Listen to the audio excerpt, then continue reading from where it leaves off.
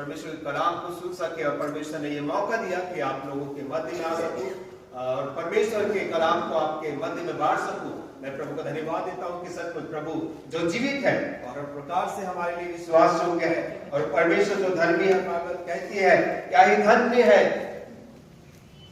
जब भाई लोग आपस में मिले रहे। कि आनंद की है वो बात कि भाई लोग आपस में मिले रहे, परमेश्वर के लोग, परमेश्वर के जन, परमेश्वर के चुने हुए लोग आपस में मिले रहे और परमेश्वर का महिमा हमारे जीवन से हो, परमेश्वर की स्तुति हमारे जीवन से हो। मैं प्रभु का धन्यवाद देता हूं अनुराग भैया के लिए कि उन्होंने समय दिया और मुझे यहाँ पर इनवाइट किया कि प्रभु के वचनों को दे सकूं। आप सबों के लिए भी धन्यवाद देता हूं कि आप लोग इस समय परमेश्वर के वचन को सुनने के लिए इस स्थान पे हो। और प्रभु सचमुच मैं विश्वास करता हूं कि परमेश्वर आज के दिन मुझसे और आपसे बातचीत करेगा। हालेलुया।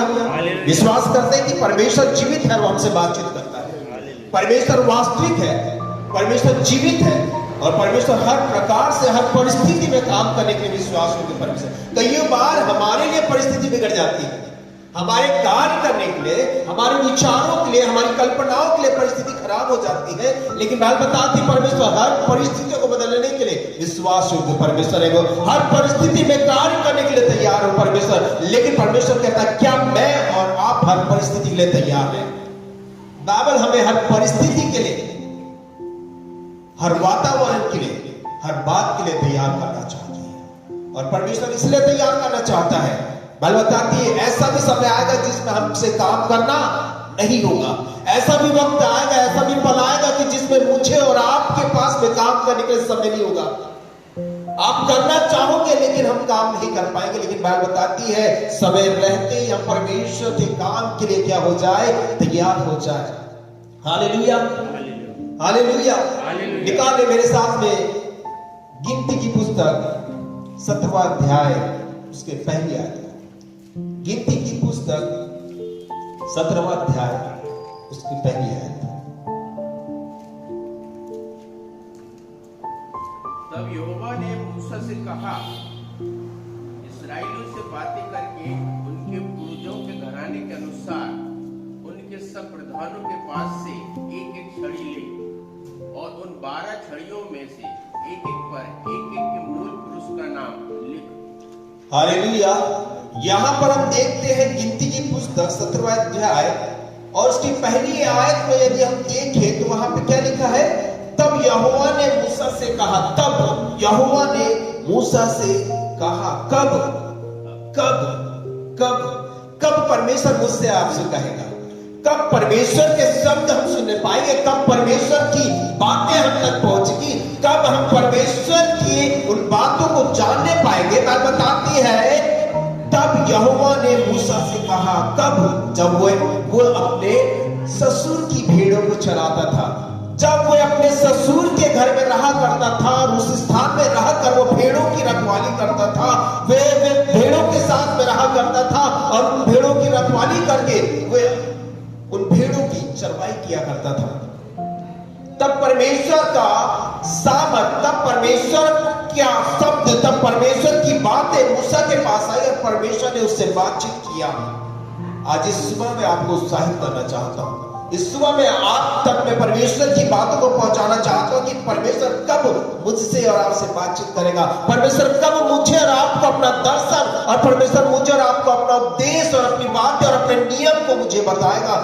जब हम परमेश्वर के लिए उसके रखवाले हो जाएंगे, जब हम परमेश्वर के रखवाले होकर, परमेश्वर के लोगों के रखवाले होकर परमेश्वर के साथ चलना आरंभ कर देंगे, परमेश्वर कहता तब हम परमेश्वर के शब्द को सुनने पाएंगे। यदि हम लूका की पुस्तक में जाए, यदि हम वहां पर देखें तो वहां पे बाइबल में लिखा है यीशु मसीह के जन्म के बारे में। जब स्वर्गदूतों ने दूतों को बताया, दूतों को भेजा, और जब परमेश्वर ने अपने दूतों को भेजा वहां पर गडरियों के पास में, तब वहां पर गडरिये क्या कर रहे थे? क्या कर रहे थे गडरिये लोग? लूका की पुस्तक 2 अध्याय उसके 8वें पद को, लूका की पुस्तक 2 अध्याय उसके 8वें पद को। और उस देश में कितने गडरिये थे जो रात को मैदान में रहकर अपने झंडे का पहरा देते थे। यहाँ पर बताती बाइबल कि ऐसे कितने ही लोग थे वहां पर वे जो अपने झुंड की रखवाली कर रहे थे, वे अपने झुंड की क्या कर रहे थे? रखवाली कर रहे थे। आज परमेश्वर चाहता है हमने से हर एक रखवाले हो जाए। हालेलुया। आज परमेश्वर की मर्जी और इच्छा यही है कि हम रखवाले हो जाए, हम परमेश्वर के जन हो जाए, ना कि कलीसिया के रखवाले हो जाए, लेकिन अपने परिवार के भी रखवाले हो जाए। जब मैं और आप रखवाले हो जाएंगे, बाइबल बताती है परमेश्वर के दूत और परमेश्वर की बातें, परमेश्वर का दर्शन मेरे और आप तक पहुंच जाएगा। कब? जब मैं और आप रखवाले हो जाएंगे। परमेश्वर आज रखवाले की खोज कर रहा है। परमेश्वर एक ऐसे रखवाले की खोज कर रहा है जो अपने लोगों की अच्छी रीति से रखवाली कर सके, जो अपने लोगों की चिंता और अपने लोगों की सुधि ले सके। परमेश्वर चाहता है कि वो परमेश्वर अपनी बातों को, परमेश्वर अपने रहस्य को, परमेश्वर अपने दर्शन को अपने रखवालों के जीवन में प्रकट करे। यहाँ पर चरवाहों को परमेश्वर ने क्या किया? अपने दूतों के द्वारा खबर भेजी कि क्या है तुम्हारे लिए एक बड़े आनंद का सुसमाचार है। एक बड़े आनंद का सुसमाचार है। यदि एक घर का मुखिया हो, एक घर का मुखिया हो, वो हमेशा चिंता में रहता है। घर का जो मुखिया होता है हमेशा चिंता में होता है, हमेशा फिक्रों में होता है, हमेशा उसके अपने परिवार को चलाने के लिए वो उसके पास में जवाबदारी होती है। वो जवाबदारी को निभाने के लिए उसके पास में बहुत सी ऐसी बातें होती है जिसे वो करने के लिए चिंतित और परेशान रहता है। लेकिन बात बताती है यदि हम रखवाले हैं, यदि हम परमेश्वर की ओर से चुने गए हैं, यदि हम परमेश्वर की ओर से ठहराए गए हैं, यदि हम अपने परिवार के रखवाले हैं, बात बताती है परमेश्वर मुझे और आपको अपने कार्य के लिए, अपनी बातों के लिए वो सारी चिंताओं से निकाल के कहेगा तुम्हारे लिए का बड़ा आनंद का सुसमाचार है। हालेलुया। विश्वास के साथ में अपने परिवार के रखवाले हो जाए, ना कि अपने परिवार के, अपने लोगों के रखवाले हो जाए। जब कोविड आया उस समय की परिस्थिति, लोग डरे और सहमे हुए थे। वे केवल अपनी ही रखवाली करना चाहते थे, वे अपने परिवार की रखवाली करना चाहते थे।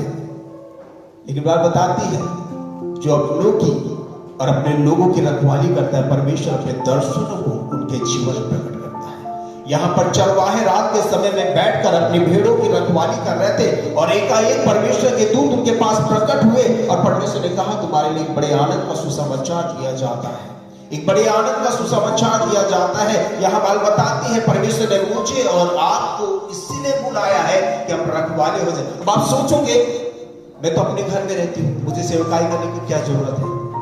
मैं तो अपने घर का प्रबंधक हूँ, मुझे सेवकाई के लिए क्या रखवाले करने की आवश्यकता है? लेकिन बात बताती है परमेश्वर कहता है जो अपने घर का अच्छा प्रबंधक है, जो अपने परिवार का अच्छा प्रबंधक है, वो हर स्थान में एक अच्छा प्रबंधक बन सकता है। यदि एक व्यक्ति अपने घर का सही प्रतिपालन कर सकता है, वो किसी भी स्थान में चले जाए, वो हर समय और हर वक्त वो लोगों का प्रतिपालन कर सकता है। इसलिए बात बताती है रखवाले बनने की आवश्यकता। यहाँ पर मूसा के विषय में यदि हम देखें तो परमेश्वर का वचन कहता है कि परमेश्वर ने मूसा को इसलिए चुना क्योंकि वो भेड़ों को अच्छी रीति से चलाना जानता था। वो बुलाया गया था फिरौन के घर के लिए, वो चुना गया था फिरौन के घर के लिए, उसे उठाया गया था फिरौन के घर में राज करने के लिए। लेकिन वो अभी इस वक्त कहां पे है? वो अभी कहां पे है? वो अपने ससुर के घर में है और भेड़ों को चरा रहा है। वो अपनी ससुर की भेड़ों को चरा रहा है और परमेश्वर ने उसके समर्पण को देखा, परमेश्वर ने उसके इस कार्य को देखा और परमेश्वर ने उसे चुना कि वो लोगों की अगुवाई करे और वो लोगों की अगुवाई करके परमेश्वर के नियमों को उनके जीवन तक पहुंचाए, उन तक पहुंचाए ताकि वे जान ले कि यहोवा परमेश्वर जिन्हें हमें बुलाया है वो जीवित और परमेश्वर अद्भुत है। यहाँ पर परमेश्वर आज मुझे और आपको इसलिए बुलाता है कि हम रखवाले बन जाए, ना कि अपने परिवार के, ना कि अपनी कलीसिया के, लेकिन हर एक स्थान के लिए जहां पर आपको मुझे परमेश्वर ने चुन के रखा है। हम रखवाले हो जाए, ईमानदारी के साथ कार्य करें ताकि परमेश्वर की बड़ी महिमा और बड़ी जलाल मेरे जीवन से हो सके। परमेश्वर हर किसी से बातचीत करना चाहता है, परमेश्वर हर किसी को अपना दर्शन और उपदेश देना चाहता है, परमेश्वर हर किसी के साथ में अपनी वाचा को पूरा करना चाहता है। लेकिन बस शर्त है परमेश्वर मुझसे आपसे ही चाहते हैं कि मैं और आप उसके रखवाले हो जाए। जब मैं और आप उसके रखवाले हो जाएंगे, जब मैं और आप उस परमेश्वर के जन होकर उसके साथ चलना आरंभ कर देंगे, बताती है परमेश्वर अपने दूतों को आपके और मेरे पास भेजेगा और परमेश्वर अपने दर्शन को पूरा। आज संसार में बहुत से लोग दर्शन फैला रहे हैं। यदि आप यूट्यूब खोलेंगे तो आपको हर दिन नया दर्शन मिलेगा। यदि आप यूट्यूब खोलेंगे आपको हर दिन स्वर्ग और नरक के बारे में खबर पता चलेगी। मुझे ऐसा लगता है कि इनका रोज का आना जाना हो चुका है स्वर्ग और नरक जाने का। उनके पास में टिकट है स्वर्ग और नरक जाने के, लेकिन बाइबल एक ही स्थान पे इस बारे में कहती है। बाइबल बताती है आज तक उस स्थान में कोई नहीं पहुंचा है, आज तक उस स्थान में कोई भी नहीं पहुंचा। लेकिन लोगों अपना दर्शन को बताते क्या, परमेश्वर ने मुझे स्वर्ग लेके गया, मुझे नरक दिखाया, मुझे स्वर्ग दिखाया। लेकिन प्रियो ये वास्तविक बात नहीं है, बाइबल इसके विषय में नहीं कहती है। कोई बात बताती है केवल एक ही जगह परमेश्वर ने स्वर्ग और नरक के बारे में जिक्र किया है, लाजर और उस धनी व्यक्ति के विषय में। लाजर कहां गया? इब्राहिम की गोद में, वो इस स्थान पे पहुंचाया गया। लेकिन ये जो अमीर व्यक्ति था, ये जो राजा था, वो कहां पहुंचाया गया? वो नरक में। केवल एक ही जगह एक्सप्लेन किया गया है। उसके बाद में बात बताती है परमेश्वर कहता भी हम उस जितने मसीह में सो चुके हुए सारे कहां पे हैं? उस इंतजार करने के उस स्थान में है। जब तक मसीह दोबारा अपने लोगों को लेने के लिए नहीं आता है, जब तक न्याय नहीं होगा, तब तक हम स्वर्ग और नरक में जाने के हकदार नहीं होंगे। इसलिए ऐसे दर्शन से दूर रहे जो आपके मार्ग को भटका सकता है, आपके विश्वास को भटका सकता है। बाइबल बताती है हमें दर्शन की बात तो केवल बाइबल से ही मिल सकती है। इसके बाहर यदि दर्शन है तो वो दर्शन नहीं, उसकी खुद की इच्छा, उसकी खुद की मर्जी जो लोगों पे प्रकट करना चाहता है। इसलिए बाइबल को छोड़ हमारे पास में और कोई दूसरा दर्शन नहीं है। यदि आपको दर्शन चाहिए बाइबल के पास में आज, यदि आपको दर्शन चाहिए, यदि परमेश्वर की बातों को जानना चाहते हैं, बाइबल बताती है हमें सारी बातें इस बाइबल के द्वारा प्राप्त हो सकती है। परमेश्वर की सारी बातों को मुझ पर आपको के ऊपर तब प्रकट करेगा जब परमेश्वर कि बाइबल की बातों को हम जान ले और इसे मानने पाएंगे। यहां पर परमेश्वर कहता है तब यहोवा ने मूसा से कहा, इस्राएलियों के से बातें करके उनके पूर्वजों के घरानों के अनुसार उनके सब प्रधानों के पास से एक एक छड़ी ले और उन पर 12 छड़ियों में से एक एक पर उनके मूल पुरुष का नाम लिख दे। हालेलुया। यदि हम गिनती की पुस्तक में 17वां अध्याय के पहले आयत से लेकर यदि हम आगे में पढ़े तो यहाँ बात बताती है मूसा ने कुछ निर्देशों को मूसा को परमेश्वर ने दिया और परमेश्वर ने कहा कि हर एक से क्या कर, उनकी अपनी एक छड़ी ले ले। हर एक अपना मोबाइल दिखाए, कितनों के पास मोबाइल है?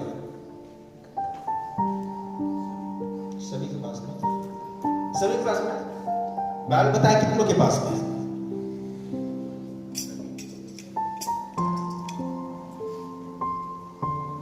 हालेलुया। यहां मूसा को परमेश्वर कहता क्या कहता कि हर एक घराने से क्या कर ले, एक एक छड़ी ले ले, उनकी छड़ी उनसे ले ले और फिर क्या कर, उनका नाम लिख दे। यदि आपको दर्शन चाहिए तो बाइबल होने की आवश्यकता है। यदि आपको उसकी बातें चाहिए तो बाइबल होने की आवश्यकता आपके पास में। यदि आपके पास बाइबल नहीं है और परमेश्वर की बातें नहीं है तो दर्शन भी हमारे पास में नहीं हो सकता है, दर्शन की बातें भी हमारे पास नहीं हो सकती है। क्योंकि बात बताती है सारी दर्शन की बातें तो परमेश्वर ने हमें देकर चला गया है। और परमेश्वर कहता है कि तुम जब तक मैं ना आ जाऊं, जब तक क्या करो, तुम इन लिखी हुई बातों पे विश्वास करो, उनके साथ इनके अनुसार चलने की क्या करो, चौकसी करो, ताकि तुम्हारा विश्वास और मेरे मसीह के आने का दिन तक तुम क्या सको, उसके लिए विश्वास योग्य ठहर सको। यहां मूसा से कहा कि हर एक की घराने से क्या करे, उनकी छड़ी ले ले और उनके ऊपर क्या करे, नाम लिख ले। हालेलुया। जब मोबाइल को जब खरीदते हैं ना तो सबसे पहले क्या इसका प्रोसेस होता है, आपको पता है क्या? मोबाइल जब हम लेते हैं तो इसका सबसे पहला प्रोसेस क्या होता है? सिम कार्ड डालते हैं, ठीक है, और क्या करते हैं? आपको सबसे पहले उसको अपना क्या बनाना पड़ता है? अकाउंट बनाना पड़ता है। आपको प्ले स्टोर चलाना है, आपको यूट्यूब चलाना है, आपको मोबाइल का कोई भी फंक्शन स्टार्ट करना तो सबसे पहले आपको उस पर अपनी ईमेल आईडी डालना होगा। यही आपकी पहचान है। आज हमारे पास में बाइबल नहीं लेकिन मोबाइल की सारी इंफॉर्मेशन है, इसीलिए तो हम भटक जाते हैं, इसलिए है तो हम निरुत्साहित हो जाते हैं, इसलिए तो हमारी आशा टूट जाती है। कई बार हमारा विश्वास मसीह की बातों से अलग हो जाता है। क्यों? क्योंकि हमारी बाइबल पे हमारा नाम नहीं है। हम किसी की बाइबल, हमको चर्च आना होता है, हम किसी की बाइबल उठा के घर से निकल जाते हैं। मोबाइल ऐसा करते हैं। आप अपनी मम्मी का मोबाइल लेके आ सकते हैं? आपकी बहन का मोबाइल लेके आ सकते हैं? आपको अपना ही मोबाइल चाहिए ना। उसी प्रकार प्रियो बाइबल बताती, तब परमेश्वर ने मूसा से कहा हर एक की क्या कर, छड़ी लेकर उनके ऊपर नाम लिख दे। आज हमारे पास अपने अपने 2-2, 3-3 मोबाइल है, लेकिन हमारे पास में एक अपनी अच्छी बाइबल नहीं है, एक अच्छी बाइबल नहीं है। मैं जब अपने घर से निकलता हूं, मैं अपनी 3 बाइबल हमेशा लेके चलता हूं। पहली जिससे मैं स्टडी करूं, दूसरी जो प्रीचिंग के लिए मैं लेके आता हूं, और तीसरी जो मैं सफर में उसे पढ़ता हूं। हमारे पास में 2-2, 3-3 मोबाइल है, लेकिन एक बाइबल अच्छी नहीं है। बाइबल का परमेश्वर मुझसे आपसे यही चाहता है, दर्शन चाहिए। परमेश्वर के रखवाले बनना चाहते हैं, परमेश्वर की बातें जानना चाहते हैं, यदि परमेश्वर के उपदेशों को मानना चाहते हैं, उसके अनुसार चलना चाहते हैं, तो हम क्या करें? उसके वचन में आ जाए, उसके दर्शन की बातों में आ जाए, क्योंकि इसके बाहर और कोई दर्शन और कोई रेवलेशन नहीं मिल सकता।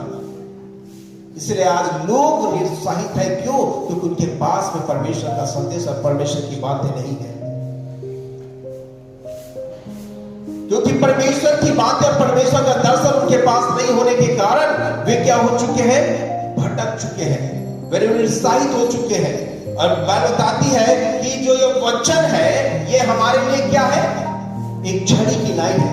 परमेश्वर ने जब मूसा को बुलाया, और जब मूसा जब अपनी भेड़ों को चरा रहा था, तब परमेश्वर ने उसे जलती हुई झाड़ी में क्या क्या दर्शन दिया।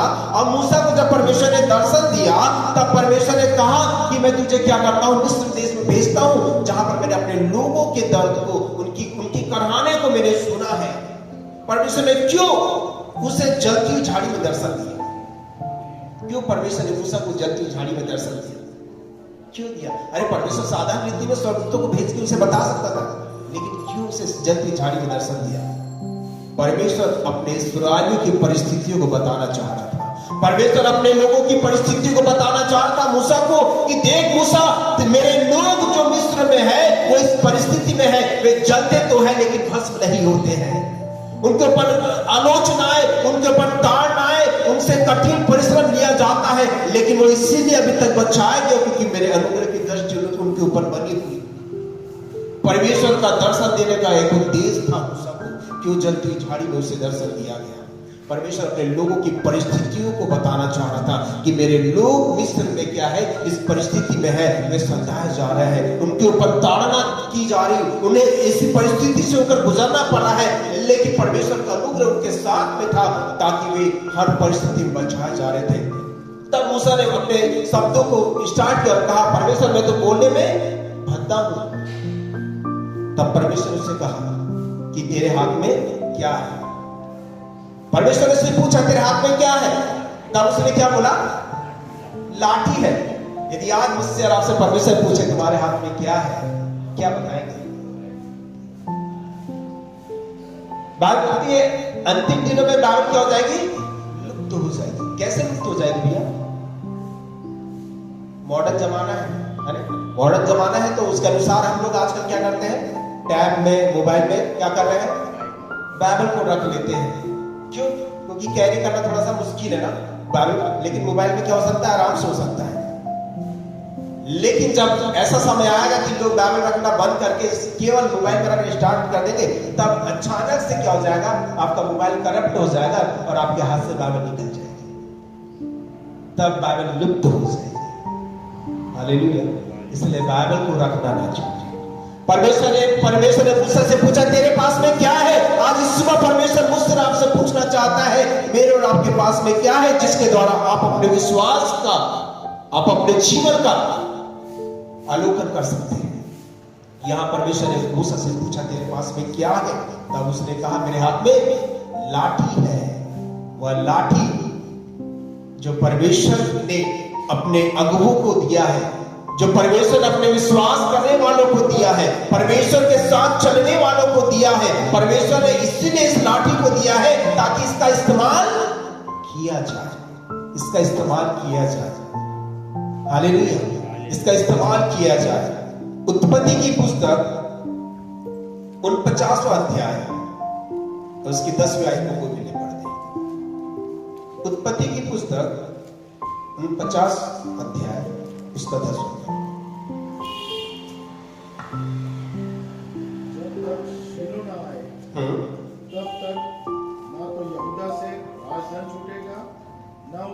से व्यवस्था देने वाला अलग होगा और राज्य के लोग उसके अधीन हो जाएंगे। यहां पर कहते बाइबल कि जब तक शीलो ना आ जाए तब तक उसके हाथ से क्या नहीं होगा, राजदंड नहीं छूटेगा। ये राजदंड क्या है? यदि हम देखें राजा के हाथ में हमेशा क्या होता है, एक राजदंड, एक उसका हाथ में एक लाठी होती है।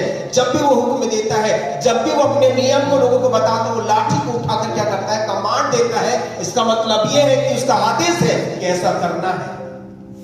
उसका मतलब ये है कि परमेश्वर ने उसे वो राजदंड दिया है जिसका उसे इस्तेमाल करना है, जिसे उसको अपने जीवन में लेकर चलना है, जिसे अपने जीवन में लेकर उसका क्या करना है, उसको अपने जीवन में इस्तेमाल करना है।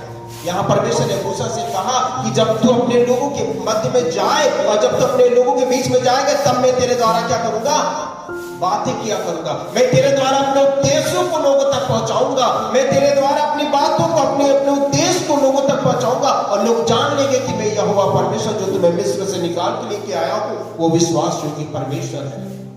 यहाँ परमेश्वर ने मूसा को दिया और मूसा नहीं समझता था, वो नहीं जानता था कि इसका मतलब क्या है लाठी का। वो उस लाठी को इतने दिनों से यूं ही लेके चलते हैं। कई बार बाइबल को हम यूं ही लेके चर्च आ जाते हैं। ये बाइबल को हम यूं ही समझते हैं, एक काली पुस्तक और सफेद पन्नों वाले एक पुस्तक लेकर हम घर में रख देते हैं। ये केवल चर्च में काम आती है, हर जगह काम नहीं आती है ना। ये बात बताती है यदि जिसने इसे इस्तेमाल करना सीख लिया, जिसने इसे इस्तेमाल करना सीख लिया, उसके लिए वह राजदंड हो जाएगा। जब वो उठाएगा उसके लिए काम होते चले जाएंगे। जब उस बाइबल को उठाएगा, अपनी छड़ी को जब इस्तेमाल करेगा, तब बात बताती है कार्य होने आरंभ हो जाएंगे। तब सारी वस्तुएं बदलना आरंभ हो जाएगी और बातें, हर कल्पनाएं बनने आरंभ हो जाएंगी। तब जब इस लाठी को इस्तेमाल करना आरंभ कर देंगे। एक जवान लाठी का इस्तेमाल करता है क्या? नहीं करता। लेकिन कब उसको आवश्यकता पड़ती पता है आपको? कब? बुजुर्ग। क्यों भैया, क्यों बुजुर्ग अवस्था उसको लाठी की जरूरत पड़ती है? असहाय हो जाता है। हम भी संसार में असहाय से हैं। हम भी संसार में असहाय से हैं। जब हमारे पास में परमेश्वर का कलाम, जब परमेश्वर की बातें हमारे हाथ में जब आ जाती है, हम असहाय नहीं होते हैं। हम अंधेरे में चलने के लिए क्या हो जाते हैं, तैयार हो जाते हैं। हम कैसे भी मार्ग में चलने के लिए तैयार हो जाते हैं। क्यों? क्योंकि हमें पता है मार्ग को दिखाने वाला परमेश्वर का कलाम हमारे साथ में है। मार्ग और सत्य और जीवन मैं हूं। मार्ग, सत्य, जीवन मैं हूं। मेरे बिना कोई पिता के पास में नहीं पहुंच सकता है। यदि एक व्यक्ति के पास में लाठी है, उसे इस्तेमाल करना आरंभ कर दे। लोग सोचते हैं पास्टर का काम है दुष्ट आत्मा को निकालना, पास्टर का काम है बीमारों के लिए प्रार्थना करना। लेकिन यीशु मसीह ने जाते समय क्या कहा, तुम उससे भी बड़े बड़े पास्टर को बोला था क्या? लीडर को बोला था क्या? चर्च के एल्डर को बोला था क्या? नहीं, उसने हर एक से कहा, क्या कहा? कि तुम मुझसे भी बड़े बड़े काम करोगे। कब? जब इस लाठी को इस्तेमाल करना आ जाएगा। जब इस लाठी को इस्तेमाल करना आ जाएगा। लोग सोचते हैं अरे दुष्ट आत्मा निकालना वरदान है, जिसके पास वरदान है भैया वही कर सकता है। हर कोई के बस की बात है क्या? नहीं ये बोले। लेकिन बाइबल बताता है उसने हमें अधिकार दिया है। बोलता है तुम मेरे नाम से क्या करोगे, दुष्ट आत्माओं को निकालोगे। तुम मेरे नाम से बीमारों पे हाथ रखोगे, वे चंगे हो जाएंगे। कब? जब इस लाठी को चलाना सीख जाएंगे, जब इस लाठी को इस्तेमाल करना आरंभ कर देंगे, जब इस लाठी को हम अपने लिए इस्तेमाल करना आरंभ। भजन संहिता 23:4 में क्या लिखा है? तेरे लाठी और सोटे से मुझे शांति मिलती है। तेरे लाठी से मुझे शांति मिलती है। तेरी लाठी से मुझे शांति मिलती है। उस लाठी को ले ले। जब मूसा को वो लाठी मिली, उसे नहीं पता था उसे किस रीति से इस्तेमाल करना था। परमेश्वर ने बोला उसे क्या कर दे, जमीन पे फेंक दे। जैसे उसने जमीन पे फेंका, वो सांप बन गई। वो डर गया कि मेरी लाठी में इतनी सामर्थ्य, मुझे आज तक नहीं पता था। मैं इस लाठी को तो यूं ही लेके चलता था। मुझे लगता था लाठी का काम केवल पहाड़ों पर अंधेरों में चलने के लिए इस्तेमाल होता है, लेकिन ये लाठी तो अद्भुत काम करती है। हालेलुया। ये लाठी तो अद्भुत काम करती है। जो कलाम परमेश्वर ने मुझे आपको दिया, ये तो अद्भुत काम करता है। जान ले कि परमेश्वर ने मुझे आपको ये कलाम क्यों दिया है। इसे समझ ले कि परमेश्वर ने मुझे आपको क्यों दिया है। परमेश्वर कहता है उसकी प्रेरणा के द्वारा ये लिखी गई है। किसी की मनगढ़ंत कहानियां नहीं है। दादी ने सुनाई अब पोते ने याद रखने वाली कहानी नहीं है। ये परमेश्वर ने स्वयं अपने दासों को प्रकट किया है और परमेश्वर के दासों ने इसे लिखा है। और वो सारी बातें जो परमेश्वर ने विचारी, जो परमेश्वर ने कही, वो सारी बातें मुझ तक पहुंचा दी गई। इसके आगे और कहीं प्रकाशन सुनने के लिए नहीं जाना। प्रकाशन चाहिए तो बाइबल में आना है। भविष्य में क्या होने वाला है उसको जानना है तो बाइबल में आना। टीवी खोल के किसी भी प्रचारक को सुनना आरंभ मत कर देना। लेकिन जो बाइबल कहती है उस पर विश्वास करना आरंभ कर दे। बाइबल बताती है हम कभी नहीं भटकेंगे। जिसके हाथ में लाठी है वो इंसान कभी नहीं भटक सकता है। वो अंधेरे में भी क्या कर सकता है, अपना रास्ता बना सकता है। वो हर एक पथरीली जमीन पे भी चलना आरंभ कर सकता है तब जब उसके पास में लाठी हो। तब मूसा को परमेश्वर ने कहा, जब वो लाल समुद्र के पास गया उसे नहीं पता था कि मुझे क्या करना है। कई बार हमारे पास में ऐसी परिस्थिति आ जाती है, हम सोचता पास्टर को कॉल करें, अब हमारे चर्च के लीडरों को कॉल करें, कहे मेरे लिए प्रार्थना करें, मेरे लिए प्रार्थना करें, मेरे लिए दुआ करें। तब वहां पर परमेश्वर ने उससे कहा तो अपनी लाठी को उठा और समुद्र को क्या कर, आज्ञा दे, वो दो भाग हो जाएंगे। हालेलुया। बाइबल का परमेश्वर मुझसे आपसे कहता है परिस्थितियां जब आपके सामने खड़ी हो जाए अपने हाथ को उठाए, बाइबल को इस्तेमाल करें। बाइबल कहती है आपकी परिस्थितियों को परमेश्वर बदल देगा। परमेश्वर ने ना कि लाल समुद्र को उसकी छड़ी के द्वारा दो भाग किया, लेकिन जब उन्हें प्यास लगी तब परमेश्वर ने कहा कि जब तू चट्टान पे अपनी लाठी को मारेगा चट्टान में से पानी निकल जाएगा।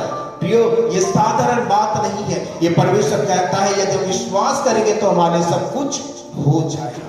जब हम विश्वास करेंगे तब हमारे लिए सारी बातें होना आरंभ हो जाएगी, सारी बातें होना आरंभ हो जाएगी। यह छड़ी स्वयं परमेश्वर है। यूहन्ना 1:1 में क्या लिखा है, मुखाग्र याद होगा किसी को, यूहन्ना 1:1 आदि में वचन था। हाँ, आदि में वचन था, वचन परमेश्वर के साथ और वचन ही परमेश्वर था। ये लाठी जिसे हम लेकर चले ये कौन है, स्वयं परमेश्वर है। स्वयं परमेश्वर की ओर से दी गई बातें हैं। और किसी बात के लिए आज यदि हम अगर टीवी खोले, यूट्यूब देखे, नेट चालू करे तो आपको बहुत से 22 से 50 आपको पास्टर मिल जाएंगे।